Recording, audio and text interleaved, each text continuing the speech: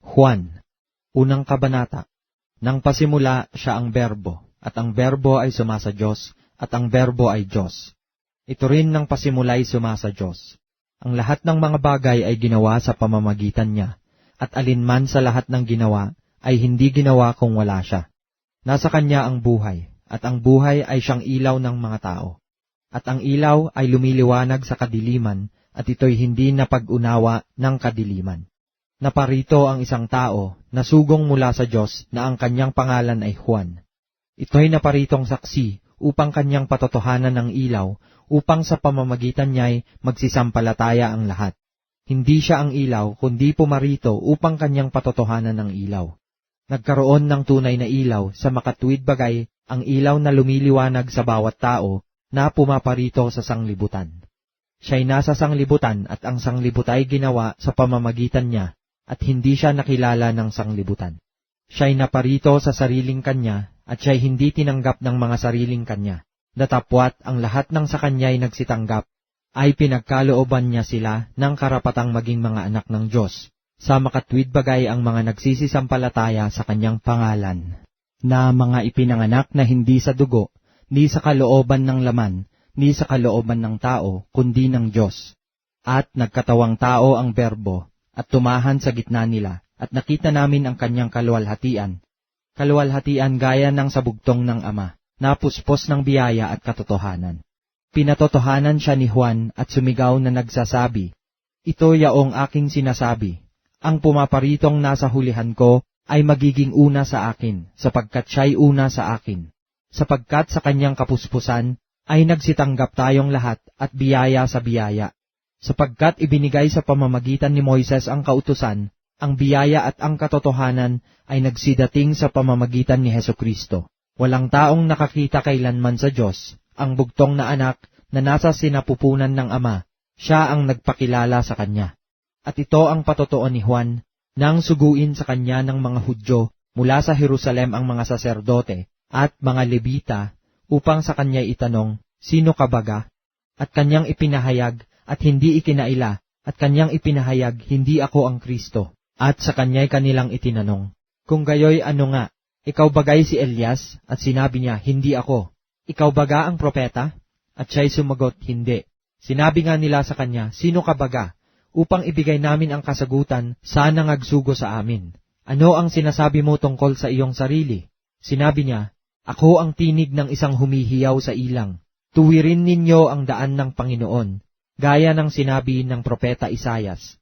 At sila'y sinugo buhat sa mga Fariseyo, at sa kanya'y kanilang itinanong, at sinabi sa kanya, "Bakit nga bumabautismo ka, kung hindi ikaw ang Kristo, ni si Elias, ni ang propeta?"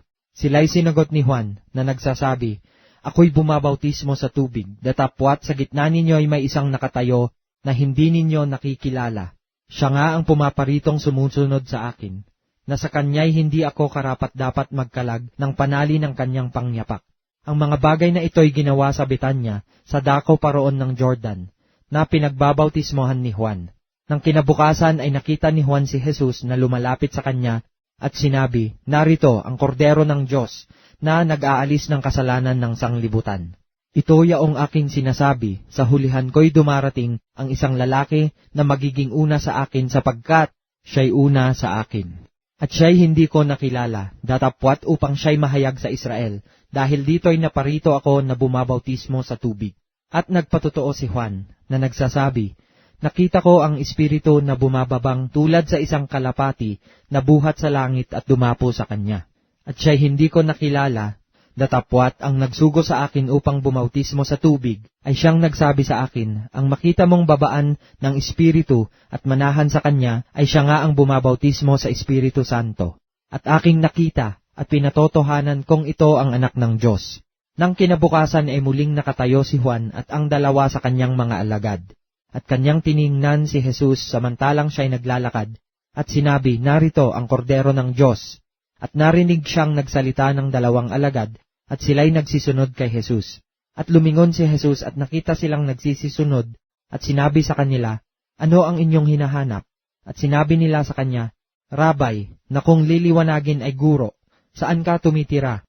Sinabi niya sa kanila, "Magsiparito kayo at inyong makikita." Nagsiparoon nga sila at nakita kung saan siya tumitira, at sila'y nagsitirang kasama niya ng araw na yaon. Nooy mag-iikasangpu na ang oras.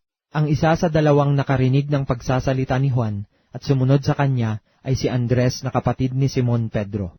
Una niyang nasumpungan ang kanyang sariling kapatid na si Simon at sa kanya'y sinabi, nasumpungan namin ang Misayas na kung liliwanagin ay ang Kristo.